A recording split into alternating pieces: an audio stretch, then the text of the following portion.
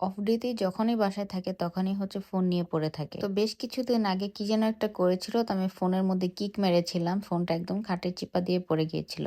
তো সেই ফোনটা হচ্ছে তুলেছে, আমি জানি না। আমি ভাবছি হয়তো যে ফোনটা তুলতে পারতেছে না বলে ওইখানে ওভাবে আছে। তো আমি পরে তাকিয়ে দেখলাম যে ওখানে কি করতেছে। গিয়ে দেখি যে ফোন হাফ উঠায় তারপর ওইখানে শুয়ে শুয়ে হচ্ছে আপনার ফোন দেখতেছে। মানে এত বেশি মুভি লাভার যে বলার বাহিরে, মানে এত বেশি মুভি দেখে। 24 ঘন্টা মুভি দিলে 24 ঘন্টাই দেখবে। তো এই ভিডিওগুলো ছিল ফেব্রুয়ারি মাসের। তখন হচ্ছে এই দিনটা হচ্ছে ভ্যালেন্টাইন ডে। তো ভ্যালেন্টাইন এইসব ডে আমার হাজবেন্ড পছন্দ করে না, বাট আমার এগুলা খুবই ভালো লাগে। তো আমি হচ্ছে ওকে ইনসিস্ট করে বলেছিলাম চলো একটু বাইরে যাই, ঘুরে আসি। তো তারপর হচ্ছে বাইরে গিয়ে ওই চাইনিজ একটা রেস্টুরেন্টে বসে খাবারগুলো খেয়েছিলাম, একটু ঘোরাঘুরি করেছিলাম। তারপর এদিক দিয়ে হচ্ছে নীলিমাপুর সাথে প্ল্যান করেছিলাম যে চলেন রাতের বেলা আমরা কিছু করি, খিচুড়ি বেগুন ভাজা। তো যেই ভাবনা সেই কাজ। তো তারপর সবাইকে ফোন দিয়ে বলি নীলিমাপুর বাসায় আসতে, ওখানে হচ্ছে আমরা সবাই মিলে খিচুড়ি খাবো। তো বাইরে থেকে ঘোরাঘুরি করে আমরা আর বাসায় আসি না, আমি ডিরেক্ট হচ্ছে আপুর বাসায় চলে যাই।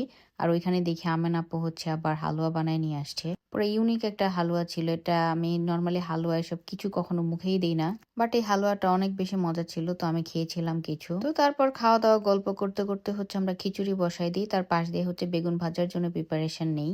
আর এদিকে হচ্ছে সবজি খিচুড়ি হচ্ছিল, পাশ দিয়ে হচ্ছে বেগুন ভাজা স্টার্ট করা হবে। বেগুনটা ভাজার হচ্ছে কিছুক্ষণ আগে মশলা দিয়ে মাখায় রাখলে ওটার টেস্ট অনেক বাড়ে। তো আমরা কিছুক্ষণ মশলা দিয়ে মাখিয়ে রেখে তারপর হচ্ছে ভাজতেছিলাম। তো ওই পাশ দিয়ে হচ্ছে আপু খিচুড়িটা নাড়তেছিল, এই পাশ দিয়ে আমি বেগুন ভাজতেছিলাম। তো খিচুড়ি চুলায় বসায় দিয়ে হচ্ছে আমরা রিল্যাক্সে এখানে লিভিং এ বসে গল্প করি সবাই মিলে। তারপর দেখি যে খিচুড়ি নিচে পোড়া লেগে গিয়েছিল। পরে আবার পাতিল চেঞ্জ করে হচ্ছে অন্য একটা পাতিল এক্সচেঞ্জ করে নেই, আর নিচের পোড়া লাগা অংশ সহ বেশ কিছুখানি খিচুড়ি আমরা ফেলে দিই। তো যাই হোক, তারপর হচ্ছে তো আমাদের রান্না বান্না রেডি। এখানে হচ্ছে খাবার দাবার ছিল। আর যেহেতু আমি অনেক আচার পছন্দ করি, সো আমার বাসায় অনেক বেশি আচারের কালেকশন থাকে। তো বাসা থেকে আমি অনেকগুলো আচার নিয়েও গিয়েছিলাম যাতে সবাই খিচুড়ি দিয়ে খেতে পারে। আর এই যে ভ্যালেন্টাইনের মধ্যে আমার জামাই এমনিতে ফুল দিলেও ভ্যালেন্টাইনের দিন আমাকে ফুল দিতে চায় নাই, তো আমি হচ্ছে ওকে দিতে চেয়েছিলাম। তো যখন আমি পে করতে যাই ও নিজে পে করে দেওয়ার ফোন থেকে। তো পরে ভেবেছি যে যেহেতু তুমি পে করে দিয়েছো তো এটা আর তোমাকে দেবো না, পরে এটা আমি নিজেই নিয়ে নিয়েছিলাম। আর এখানে ফুল হচ্ছে মারাত্মক প্রাইস। যে ফুলগুলো দেখলেন ওই ফুলগুলোর প্রাইস বাংলাদেশি টাকায় 800 টাকা।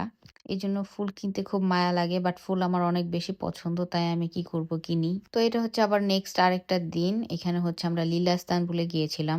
লীলা ইস্তানবুলে গিয়েছিলাম বলতে আমরা হচ্ছে কোনো একটা কাজে বের হয়েছিলাম। তো কাজ শেষ করে আমাদের সবার ক্ষুধা লেগেছিল।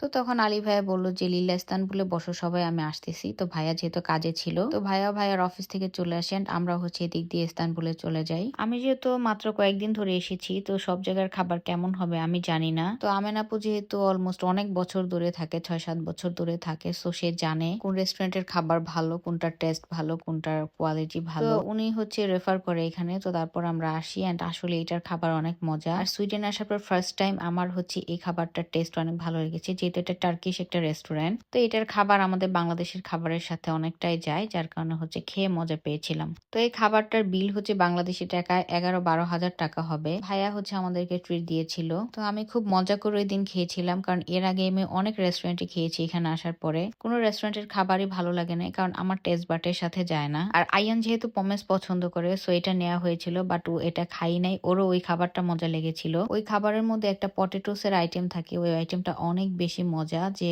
আমি আর আয়ান ওইটাই খেয়েছিলাম। পরে এই ফ্রাইস পুরোটাই ফেলে দেওয়া লেগেছিল। তারপর আমরা খাওয়া দাওয়া শেষ করে বা টুকটাক বাজার করে বাসায় ব্যাক করি। আমেন আপু আম নিয়ে এসেছিল এন্ড আম মাখা করেছিল, এটা খুবই মজা ছিল। এটা খাওয়ার পর থেকে আমি এখন আমেন এভাবে কেটে ভর্তা বানিয়ে খাই, খুবই মজা এটা।